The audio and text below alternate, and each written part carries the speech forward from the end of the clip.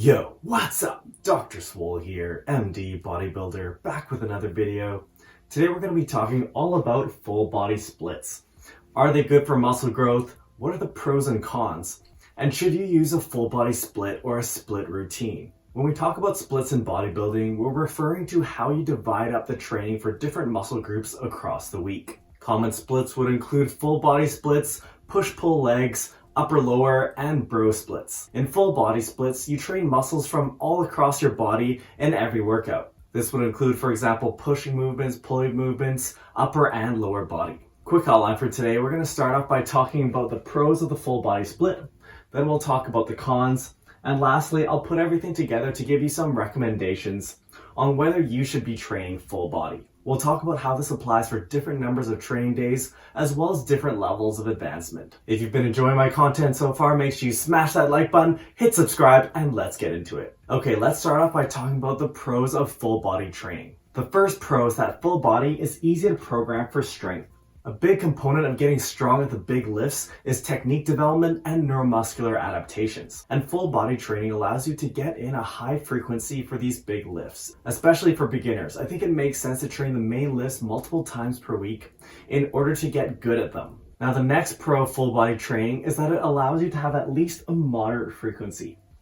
As you know, I currently recommend training each muscle group at least twice per week. One of the biggest advantages that comes out of having this higher frequency is that you have high quality sets. My recommendation is that you don't hit more than about 8 to 10 sets per muscle group per workout. The problem with really long bro sessions where you do a whole bunch of sets for one muscle group is that by the end of those sets, you're going to be very fatigued and the quality of work you put in is not going to be ideal. In other words, your technique might break down, or you might not be able to get as many sets, reps, or lift as much weight as you would as if you had spread out that work across multiple days. The next advantage of full body splits is that it spreads out fatigue well. Since you're training all or most of your muscle groups in every workout, you're going to have good distribution of fatigue across the week. For example, if you look at a common bro split, your leg day is going to be way harder than an arm day. And in push-pull legs, your leg day is still going to be significantly harder than those upper body days. Some people find it easier when they don't have to have a dedicated leg day.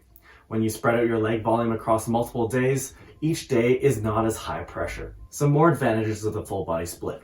It's very customizable for variable frequency across muscle groups. It's very easy to start with a full body split where you train all muscle groups across every workout of the week, and then subtract muscle groups from certain workouts to give you a customized program. And starting off with a full body routine is probably the most intuitive way to create your own custom split. Another pro of training full body is that your days are going to be even in length. For example, in an upper lower split, your upper body days tend to be longer just because you have more muscle groups to train. If you're training full body across the week though, you won't have this problem.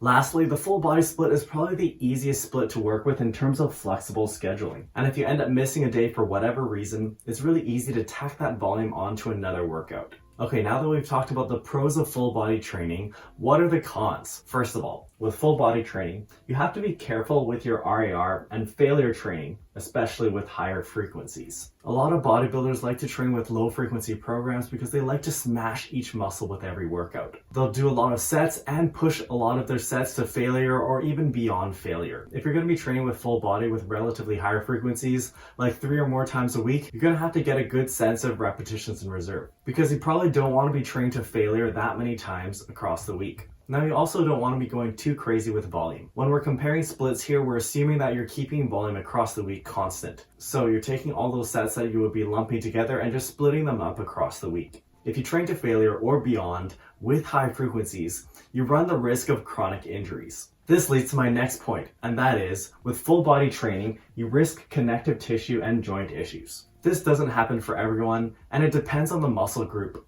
But a lot of people will find that when they train with high frequencies, they run into issues with their tendons and joints. For example, with myself, I get into a lot of trouble with pec tendinopathy if I do horizontal pushing 3 times a week or more. There are a few things you can do about this, which we'll talk about in the recommendations section. Next, overlapping soreness is common with full body training, which can be annoying. Especially if you're training in the gym 4 or more times per week, you're going to start having back-to-back days where you train the same muscle group. It's just not fun to train with sore muscles, and as you know, I recommend avoiding overlapping soreness because if you do that for long periods of time, you run the risk of chronic injury. Now, a lot of people will find that if they train with higher frequencies, they will get used to it, and they won't get so sore after a while. Also note that soreness is linked to how close you go to failure and how many sets you do. So it is possible to work around this. A couple of more cons of full body training compared to split training.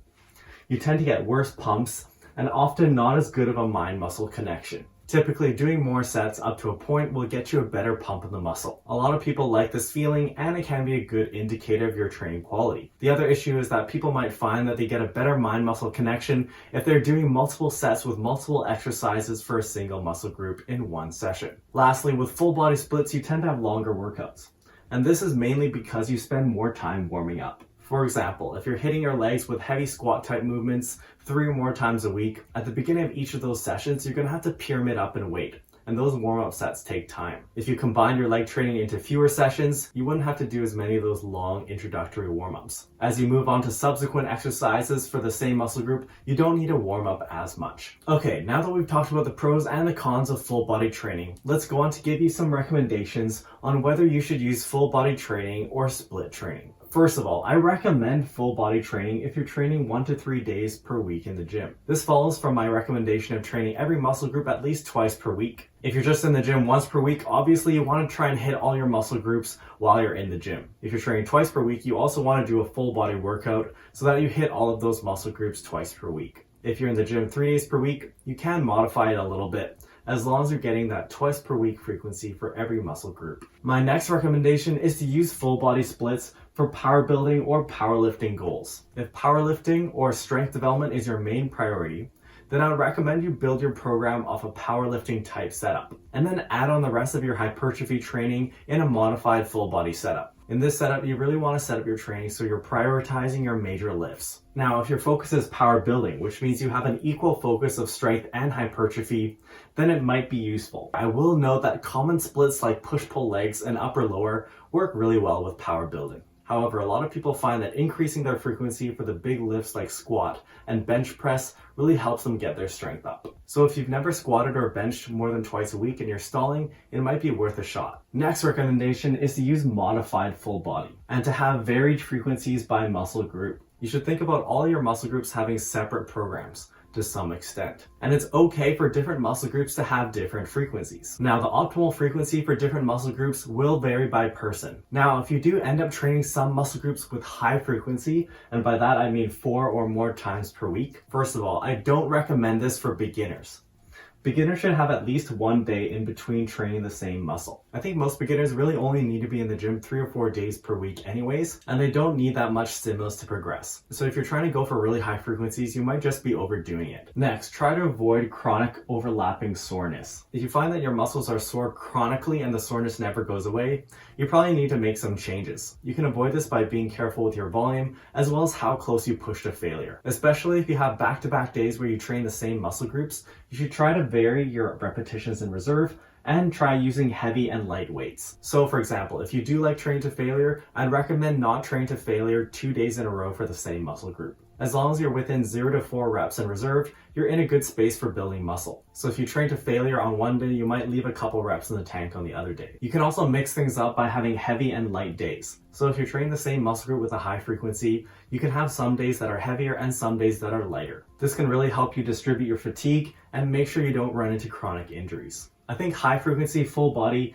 can have its uses in hypertrophy, but it does take some finesse in terms of programming. So if you're finally breaking into more than 3 days in the gym, I'd recommend starting off with the more basic programming splits, like upper lower or push pull legs or push pull legs upper lower. Once you have some experience with modifying your splits, you'll be better equipped to set up one of these high frequency modified full body splits. That's all for now, guys. Thanks for watching. If you enjoyed this video, make sure you like the video and leave me a comment below. I'm really good about answering every single one of my comments, so you'll definitely hear back from me. In particular, what split are you following right now? Have you tried full body splits and what was your experience? Let me know. If you want to learn more about different splits for hypertrophy, check out this playlist where I talk about some of the common bodybuilding splits and their pros and cons. If you've been getting value from my channel, make sure you subscribe and share the channel with your fitness friends so they can benefit from it too. See you next time.